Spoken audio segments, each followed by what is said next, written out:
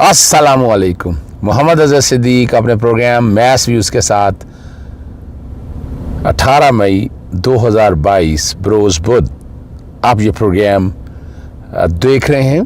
मैं इस्लामाबाद से लाहौर की तरफ वापस आ रहा हूँ और बहुत से बीच में कॉल आए, बहुत सी चीज़ें आई आपके साथ, वो सारी डिस्कस करनी है और लेटेस्ट डेवलपमेंट क्या हो रही है वो आपसे बतानी है आपको। इस्लामाबाद हाई कोर्ट ने सहाफ़ी जो हैं एंकर पर्सन अरशद शरीफ और दीगर सहाफ़ियों को हरासा करने के केस के मामले में तहरीरी हुक्मनामा जारी कर दिया। जस्टिस ने कहा FIA फेडरल के director cyber crime Humayun Bashir Tarar जो हैं वो अदालत में पेश हुए और उनके अरशद शरीफ वगैरह के ख़िलाफ़ कोई मुकदमा दर्ज नहीं किया और अदालत के आखिरी हुक्म के बाद कोई हरासा नहीं किया गया और SOPs के हवाले से वो बात हो रही है और का जो है ना जी, जो अफराद के ख़िलाफ़ कार्रवाई के लिए कोई तजावीज़ की जा सकें। 26 मई तक अदालत ने इस केस की समाअत मुलतवी कर दी है और यहाँ गाइडलाइंस के बारे में आर्टिकल 19 और 19A के हकूक़ का तहफ़्फ़ुज़ यकीनी बनाया जाए। मैंने पहले भी बताया था, रीज़नेबल रिस्ट्रिक्शन का प्रिंसिपल है, आर्टिकल 19 बैकग्राउंड पे चल रहा होगा, ठीक है ना जी। और ताकि यहाँ से वो वजाहत आ जाएगी ना कि आपने क्या करना है, आज़ादी कितनी है, उतनी का आज़ादी है जितनी का आज़ादी रखनी है आपने, उससे ज़्यादा आप आज़ादी आपको पता है हद से ज़्यादा चीज़ तजावुज़ कर जाए उसके क्या नुकसानात होते हैं। यहाँ एक बात और मैं बताता चलूँ कि पैमना ने गुज़श्ता दिनों मैंने उसकी मुतफ़रक दरख्वास्त लाहौर हाई कोर्ट में दायर कर दी है।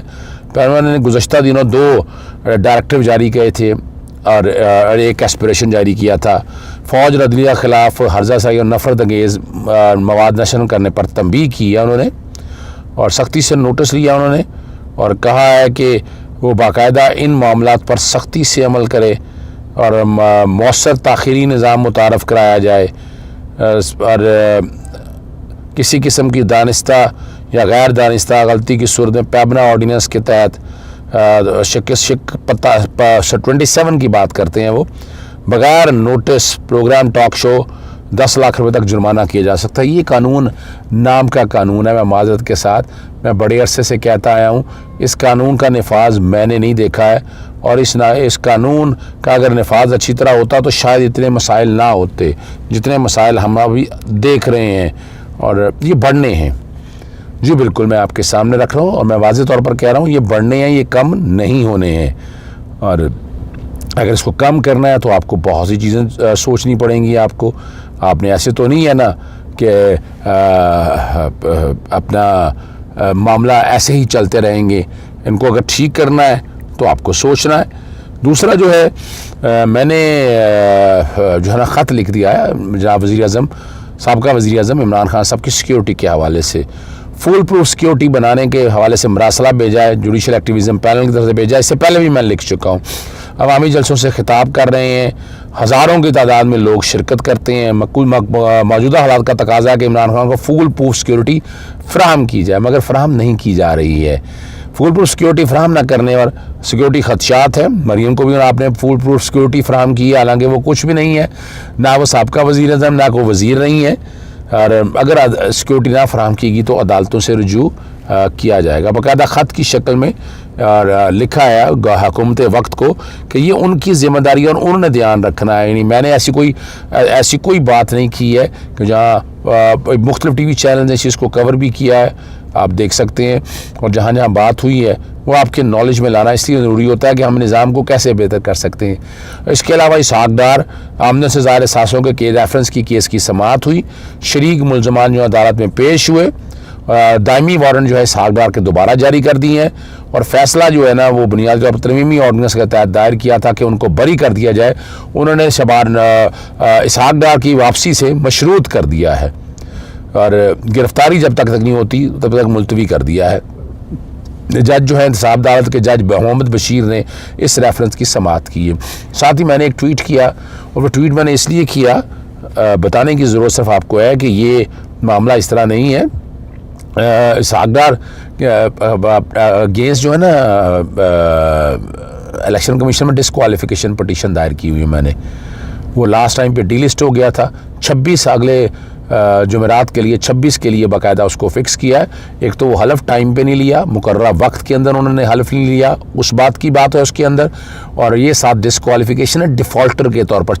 अताउल्लाह कासमी के केस में ये डिफ़ॉल्टर है, तो वो वाली जो है ना पटिशन पहले मैंने चेयरमैन सेनेट को भिजवाया, चेयरमैन सेनेट ने कुछ नहीं किया। आइन के आर्टिकल 63 सब आर्टिकल 2 के तहत चीफ इलेक्शन कमिश्नर को, इलेक्शन कमीशन ऑफ पाकिस्तान को रेफरेंस भिजवाया और नोटिस जारी किए, लेकिन वो पेश नहीं होते। मैंने फिर ट्वीट करके बताया उनको कि इलेक्शन कमीशन को भी साथ टैग किया है कि ये मामले में आए और पेश हों। साथ वो मुकर्रर मुद्दत में हलफ लेना था, हलफ नहीं उठाया उन्होंने। तो वैसे तो वो सीट उसके मुताबिक भी खो बैठे हुए हैं। तो ये एक इन्होंने सीट ऐसे ही कब्जा किया हुआ है। इस सारे मामला को आप सामने रखते हो कि आप कैसे कब्जा कर सकते हैं इन सारी मामला को, अगर आप समझने की बात करें। फिर आखिर में मैं इमरान खान साहब ने जो वकला कन्वेंशन से रश देख के आपने इतनी वकला की तादाद आई after very very long time suggestion दी थी कि इन तक बात हो सके। अब मैंने जो कुछ लोगों का है, कुछ हमारे साफ़ी ऐसी बात करते हैं कि ये राय है, ये फैसला नहीं है। जी मैं बात कर रहा हूँ डिफेक्शन मुहर्रफ अरकान के हवाले से। मैंने ट्वीट भी किए हैं, बैकग्राउंड पे यो भी चल रहे कि ये ना सिर्फ राय है बल्कि आइन के आर्टिकल 184(3) के तहत काबिल अमल फैसला है। इलेक्शन कमीशन पर नफाज है इसका लाजमी, और इसको नज़रअंदाज नहीं किया जा सकता। फौरी तौर पर इसका अमल होगा और मुनहर अरकान का वोट नहीं होगा। इसका पैरा 3 और 6 अहम है। मैंने साथ बार बार बताया कि इसको पढ़ लें, ज़रा आसानी हो जाएगी। और इस फैसले का मकसद क्या है, और मैंने कुछ गुफ्तगू की है सुप्रीम कोर्ट के सामने। 2-3 सवालों के जवाब हैं, गवर्नर के हवाले से है, वो सारा आप ज़रा सुन लीजिएगा, आप लोगों को बड़ी आसानी हो जाएगी, समझ आ जाएगी कि मैंने क्या क्या सवालों के जवाब में दोहराना नहीं चाहता। उसके बाद चलें वो देख लें पहले। अजी बुनियादी तौर पर सुप्रीम कोर्ट का फ़ैसला बड़ा क्लियर है, और ये सिर्फ एक राय नहीं है, ये डिक्लेरेशन भी आइन के आर्टिकल 184(3) को सामने रखते हुए, और इस पर अमल दरामद होना है। और वोट काउंट नहीं हुए। हमजा शरीफ के जो वज़ीर आला पंजाब के तौर पर है, 195 में से वो माइनस कर दें तो 172 वोट हैं। तो इस वक्त वो वज़ीर आला मेरी ज़ाती राय के मुताबिक तो बिल्कुल रह ही नहीं है। या दूसरी पोजीशन ये उसी दिन चला जाएगा जिस दिन वोट पड़े थे। जब उस दिन वोट काउंट करेंगे या रीकाउंट करेंगे तो वो वज़ीर आला पंजाब रह नहीं सकते। नया इलेक्शन होगा वज़ीर आला पंजाब का, उसके लिए नॉमिनेशन पेपर दाखिल किए जा सकते हैं, और ताकि दोबारा प्रोसेस हो, उसमें जिसकी मेजॉरिटी होगी वो वज़ीर आला बन जाएगा। लेकिन अगली बड़ी मज़ेदार बात है कि अगर आज वोट ऑफ कॉन्फिडेंस के लिए अगर कह दिया गवर्नर ने या एक्टिंग गवर्नर ने, वो तो सादा मेजॉरिटी 186 की ले नहीं सकेंगे, वो तो वैसे ही फारग हो जाएंगे और फिर असेंबलियां डिसॉल्व हो सकती हैं।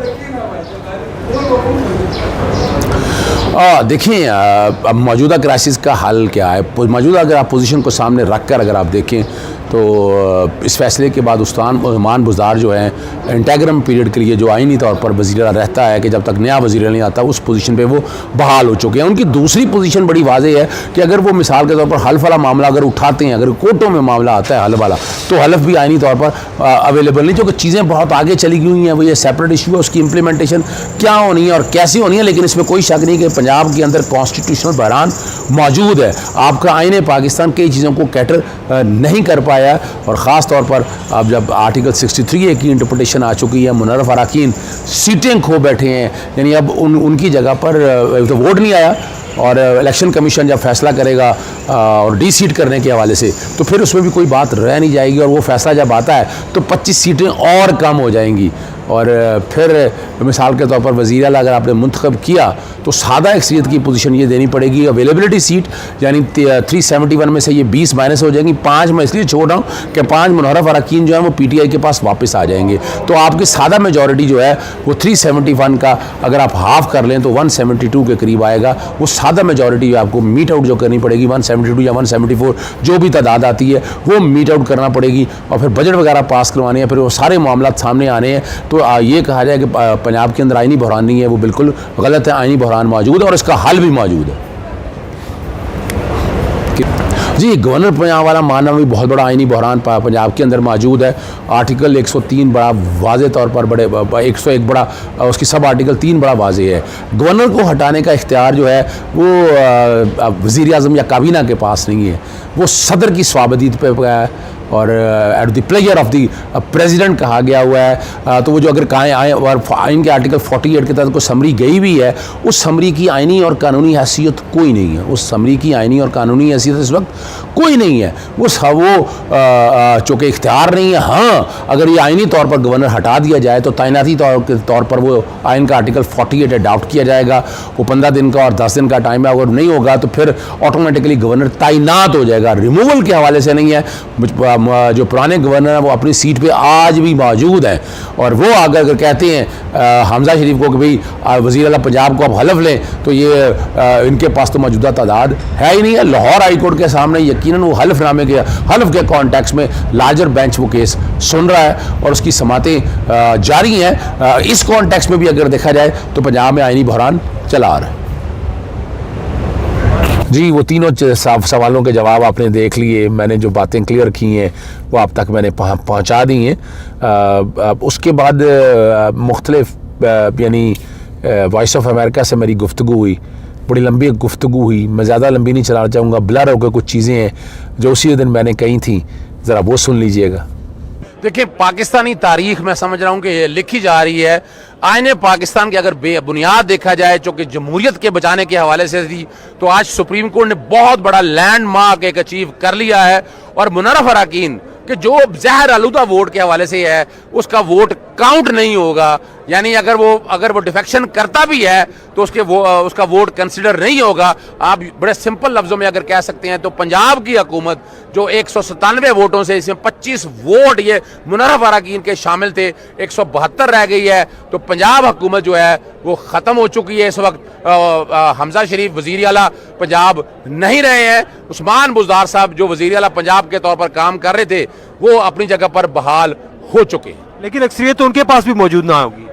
नहीं, देखें क्या है, मैं सिंपल सी बात बता दूं, 20 में से 20 वोट जो है ना, 25 वोट गए तो उनकी जगह 5 वोट जो हैं वो रिजर्व सीटों में से हैं, वो वापस आ जाएंगे। तो यहाँ यूं जो है पीटीआई की और पाकिस्तान मुस्लिम लीग काफ की अक्सरियत हो जाएगी पंजाब के अंदर। आप क्या समझते हैं कि इससे पाकिस्तान की सियासत पे क्या असरात पड़ेंगे मुस्तकबिल में? मैं तो ये समझ रहा हूँ ये पाकिस्तानी सियासत में एक इनकलाब बर्पा हो गया है कि यहाँ जो है ना चोर बेचारी, करप्शन, यानी मैं आपको याद है मैंने मिसाक जमहूरियत का पढ़ा था कि वहाँ करप्शन रोकनी है, वहाँ डिफेक्शन रोकनी है। मैंने 18वीं तरमीम इस मिसाक जमहूरियत वहाँ अदालत सामने रखा था। और इससे कम से कम मैं ये समझ सकता हूँ कि आने वाले दौर के अंदर लूट खसोट, पैसे लेकर वोट तोड़ना, तोड़ जोड़, ये सारी खत्म हो जाएगी। और आइन के आर्टिकल 17 की जो है ना सही रूह के मुताबिक, और अगर आप हकीकत में पूछते हैं तो इमरान खान साहब के अगेंस्ट अगर देखा जाए तो तहरीक आतंकवाद की जो बेस बनी थी वो भी एक तरह से अब अंडर क्वेश्चन आ चुकी है। सदीक साहब, जो एक यहाँ पे कौमी असेंबली में भी डिफेक्शन की, यहाँ पर जो 20 के करीब कौमी असेंबली के अरकान थे, उनका आप क्या मुस्तकबिल देखते हैं कि डिफेक्शन तो उनकी भी हो गई कि उन्होंने भी वहाँ पर मुनहरिफ तो वो हो गए थे, क्या अब वो वहाँ पर इस फैसले के बाद जो आज राय दी गई है इसके बाद क्या वो रुकने कौमी असेंबली है? देखिए, मैं एक बार बताऊं, ये राय नहीं है, ये आर्टिकल 184(3) के तहत भी फैसला है। ये डिक्लेरेशन है अदालत की और उस पर अमल दरामद होना है।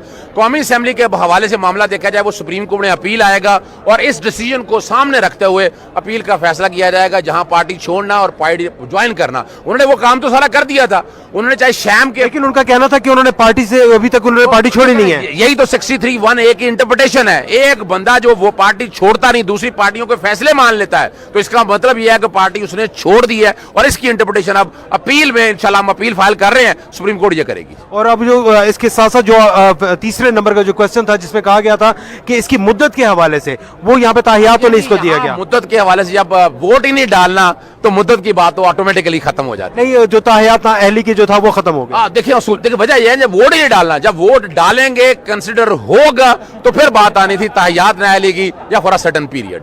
जी, अब मैं ले चलता हूँ लाहौर में जो फकीरुल मिसाल इस्तकबाल हुआ इमरान खान साहब का। जब मैं गफ़ीर था, इतनी तादाद थी वकला की, मेरी खुद समझ से बाहर है, इतने वकील कहाँ से आ गए। लेकिन बहरहाल वकील इमरान खान साहब को प्यार का, और वकील हमेशा याद रखिएगा ये कानून और आइन की हुक्मरानी की बात करते हैं और ये आंखें बंद करके एतबार करें। और ये फ्रंट लाइनर के सिपाही हैं। सिक्योरिटी कोई नहीं थी, मैं सिर्फ बताने का मकसद है कोई सिक्योरिटी नहीं थी। जिस तरह ट्रीट किया गया वो बड़ी एक तकलीफ दे बात है। और मैं नहीं समझता कि साबका वज़ीर-ए-आज़म को जो सिक्योरिटी है उसका हक़ है। मैं इसका पहले भी जिक्र कर चुका हूँ। यकीनन SIG कमांडो रखें ये सारी हों, लेकिन अमेरिकन जिनसे CIA वगैरह से डर और खौफ है, उसके लिए क्यूबन जो है वो फोर्स होनी चाहिए, वो तभी बेहतर तरीके से कंट्रोल कर सकेगी। चलें, इजाज़त चाहता हूँ। अस्सलाम वालेकुम, अल्लाह हाफ़िज़, पाकिस्तान जिंदाबाद।